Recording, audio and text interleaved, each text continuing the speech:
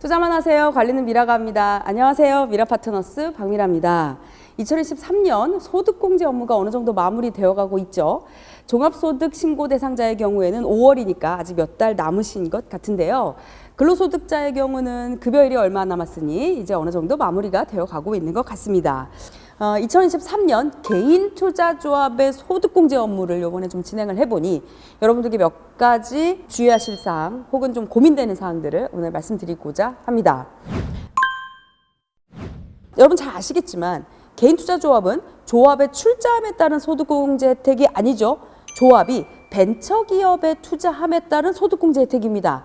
그래서 소득 가능 금액은 조합이 벤처기업에 투자를 한 금액에 나의 출자 지분율로 계산된 바로 그 금액이 소득공제 대상 금액이 되는데요. 이 소득공제 대상 금액을 계산하기 위한 나의 출자 지분율 좀 고민이 되실 것 같은데요. 일시납인 경우는 크게 문제가 안 될 것 같아요. 헌데 분할납이나 수신납인 경우 약정 당시에 정해진 지분율로 납입하는 경우는 크게 문제가 없습니다만 분할납이나 수신납인 경우 일부 조합원만 납입을 한다든지 일부 조합원이 납입을 안 하신다든지 하게 되는 경우는 지분율이 틀어지는 경우가 생길 수가 있어서 이거를 약정 총액 기준의 지분율로 계산을 해야 하는지 아니면 지금 현 지분율로 계산을 해야 하는지 좀 고민이 되실 것 같은데요. 실제로 조합이 투자한 그 당시 그 시점에 지분율로 계산을 하면 됩니다. 지분율 계산할 때 주의하시면 될 것 같고요. 여러분 그리고 약정 총액이 증액하는 경우도 조금 고민이 많이 되실 거예요. 약정 총액 증액이라고 하면 예를 들면 10억짜리 조합이 15억이 돼. 그래서 이 5억을 새로운 조합원이 들어온다. 우리 이것을 약정 총액 증액, 세컨 클로징 등의 이름으로 이야기를 하게 되는데요. 이렇게 증액되는 경우도 고민이 되실 거예요. 왜냐하면 증액이 되면 우리가 새로 들어오는 조합원의 자금으로 투자를 집행하게 될 텐데 그러면 투자 확인서는 이 새로운 조합원만 받아야 되는 것이 아닌가? 이런 생각이 드실 거예요. 그런데 현재 상황에서 투자 확인서는 그 투자 시점에 전체 조합원의 지분율로 계산이 됩니다. 그러다 보니 어떤 일이 생기냐면 신규로 들어온 조합원의 경우는 나의 자금으로 내가 출자한 자금으로 다 투자를 했음에도 불구하고 전체 지분율로 계산이 되다 보니까 소득공제 대상 금액이 좀 줄어드는 이슈가 생길 것 같아요. 맞죠?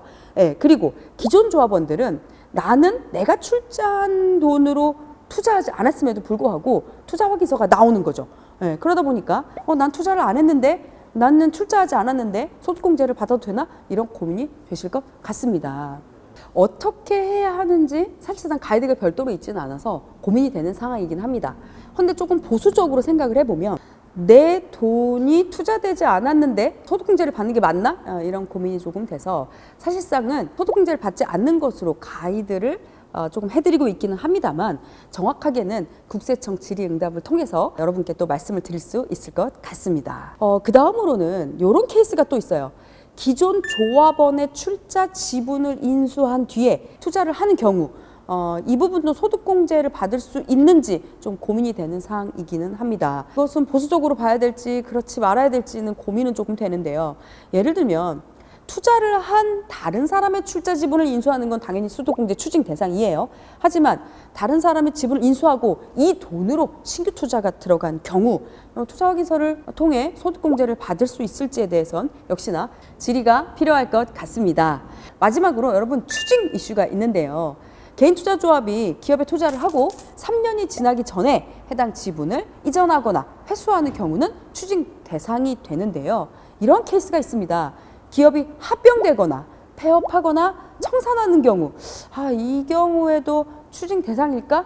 이 부분도 조금 고민이 되는 부분인 것 같아요. 합병인 경우 특히나 적격 합병인 경우는 기업의 사업이 계속되는 부분은 맞기 때문에 추징이 안 되는 게 맞지 않을까?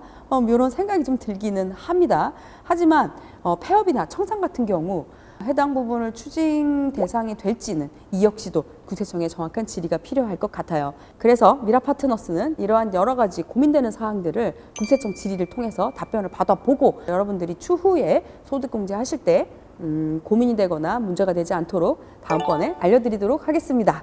감사합니다.